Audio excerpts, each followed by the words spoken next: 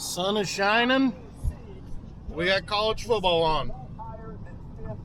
It's a good time of year, folks. It's a good time of year.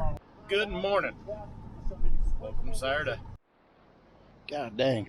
We gotta clean the shop. Thought I'd give you guys a quick little once over of this while waiting on Colton. So, front end is assembled. They still gotta add the bars, obviously. Gearbox. They just put this together yesterday. So originally, part of the parts I picked up in Kansas were these two gears. But when they took it apart, there was a bearing in there showing wear and then a seal. And rather than try to reuse them, we're like, you know what, we've already got the whole thing split. So that cost us 2 days because, again, next day doesn't mean next day anymore. Come around to the side. You see the air horns are mounted, ready.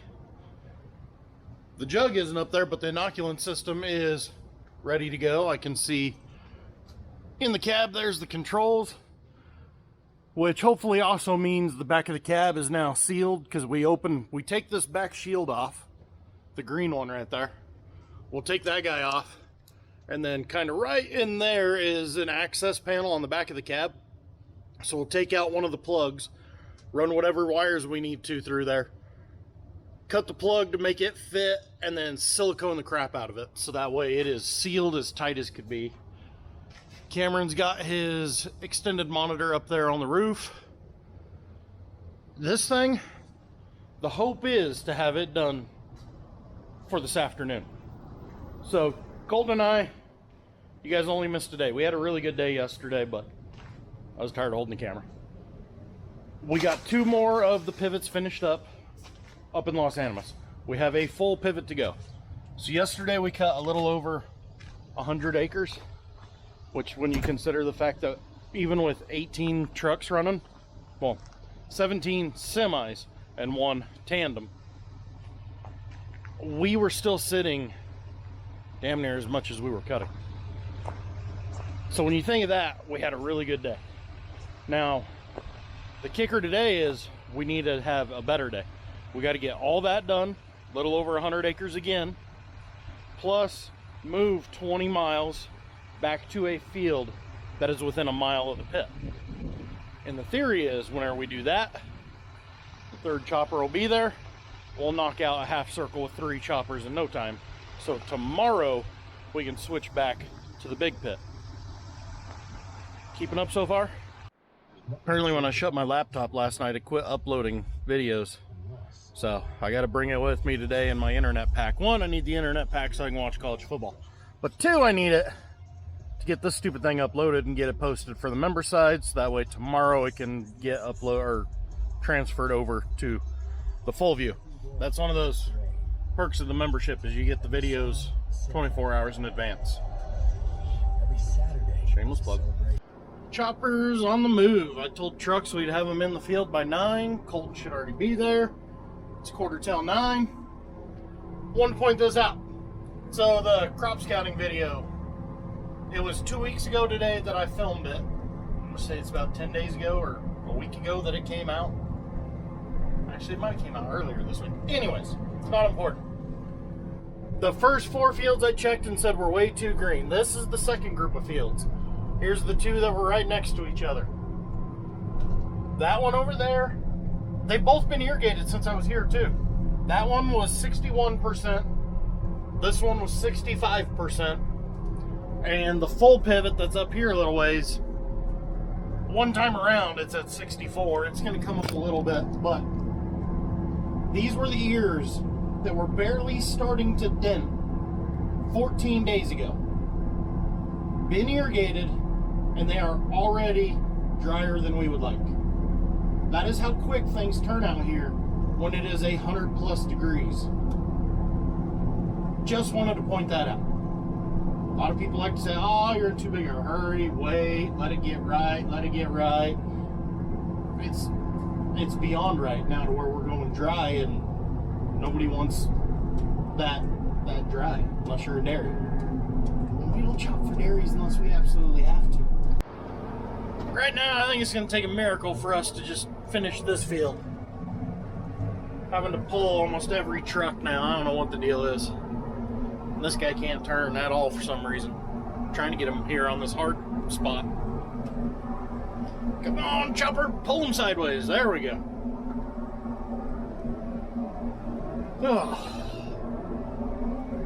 Fun times. The old fleet of Volvos, though, they're getting broken in now. They've been hauling silage all summer, but not like this, I don't think. At least if they were hauling haylage and doing this, they were having a very bad day. Yeah, you know what's great on silage headers? Concrete. I just hit that guy. Now you go see if we got tools in the fuel trailer to work on a header. Awesome. Called Bart on the way over here. Asked him where they left the handy dandy tool that just fits right underneath here, and got a bar way out here. You can pull these right up. He just laughed and goes, they're both sitting here on the floor next to me. So, this is the biggest crescent wrench we got. We got that guy pulled up. It was curled completely under, hidden there. Now, gotta get that guy. I think that tooth being bent is gonna be all right. Then fire it up and see what else we got, because there's something else hitting somewhere that I can't find yet. But I mean, on the plus side, at least I don't have to pull trucks for a little bit now. Alrighty, quiet as can be now. I think I found about 6 teeth to bend. Found out a trick though. My crescent wrench is a lot smaller, so I can get it on, get this behemoth of a wrench. Like, yay. You get that much extra leverage on there, you can bend anything you want on this.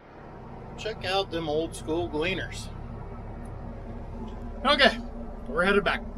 Kind of like I thought, 20-minute fix, no big deal. Once I found the wrench to give me enough leverage. Downside to it being a 20-minute fix is that means Colton hasn't done a whole lot since I left. I was hoping maybe he would have like the half done, and magically this half on this side would be drier. I don't think that's gonna happen though. We'll see.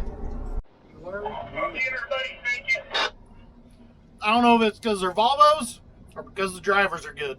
But by God, I don't know if we've had to pull a Volvo yet. Them low-sided trailers, but they're extra long, so they're really not hauling a whole lot different than the behemoths.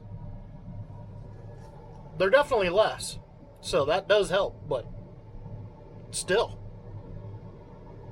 The Volvos are impressing me, I'm not gonna lie.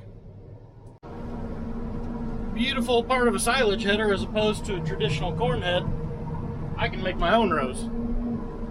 So, we're gonna try and cut this half in a circle, which sucks because it's a little ridged, so we're gonna be going like this. But, at least 75% of the stucks were because of muddy sprinkler tracks. We're gonna see if this helps. I'm thinking it's not, because there's a bench in this field, and it's like the south half of it is a lot wetter than the north half. But we shall see. This field's gonna look really weird when we're done. Can you tell I did a lot of pulling over here instead of cutting? What's my counter? 31 acres, so yeah, we're just over half done. Oh, this is making it a little better, Ross. We got us a pulling tractor. He doesn't have a CB, buddy. At least not that I know of. Waiting. God, these inner 4 towers are a mud hole. And look, more rain. Hooray. Where the hell was all this rain in July when we could have used it? Yeah, when the chopper's leaving cleat marks like that, these poor trucks don't have a chance, and he's not even a third loaded, and look how buried he is. Oh, this is miserable. We got like 20, maybe 15 acres to go. Look at the map. Colton's out here and he's just about got all that done. All that's left is this little bit here, and I can get about 2/3 of it. I don't know if it's the right decision or not, but I split this little bit that's left. We're leaving those 5 acres, 4 acres, whatever that is. It's just, it's not worth it. That friggin' poor tractor, the last pass I made right up here in front of me, was power hopping trying to pull a truck that wasn't even half loaded. It's just, it's a mess. Doing what we can. Finally, 10 after 5. Last trucks are leaving. We are finally done. Oh, part that really sucks though is Colton and I have an hour to where we're parking. We gotta go back down the highway, and we're going to the feedlot these guys are hauling at. So we got 25 miles to go. Good stuff. Just pulled in. Got mine fueled up. I want to show you guys this. So this section here is when I was broke down. And when we got over here, I worked on this stuff while Colton was out there. But that's how screwy our day was. Oh, we got silage trucks pulling in like 2 hours after they were cut. They broke down. I don't know what the hell happened, but they're just now pulling in and everybody is gone. So I'm not sure what they're going to do. But in fun-filled news, so we're supposed to cut a pivot just right there. But the feedlot decided they don't want it. So now we're going to haul to the other feedlot, which means in the morning when we show up to get the choppers here, we got to go like 8 or 9 miles back the direction we just came from to get to where we need to be. Just fantastic stuff. Okay, well this is about half pointless because I know my camera and you probably can't even see me. Just got done meeting with the agronomist. We're looking good on the stuff he checks.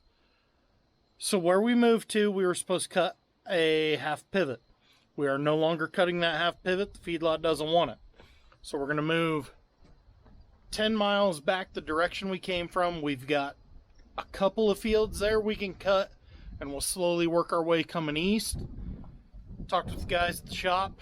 They just about have chopper 3 ready. There's a few things they're buttoning up, just delays we weren't expecting, and it's costing us. And as I stand here and start talking to you, the clouds start spitting a little bit of moisture out and a little more wind. So I don't even know if you guys can hear me, but it's going to be chopping every day from here on out until we get rained out or until we're done. So we got a big list from the agronomist. Catch you guys in the next one.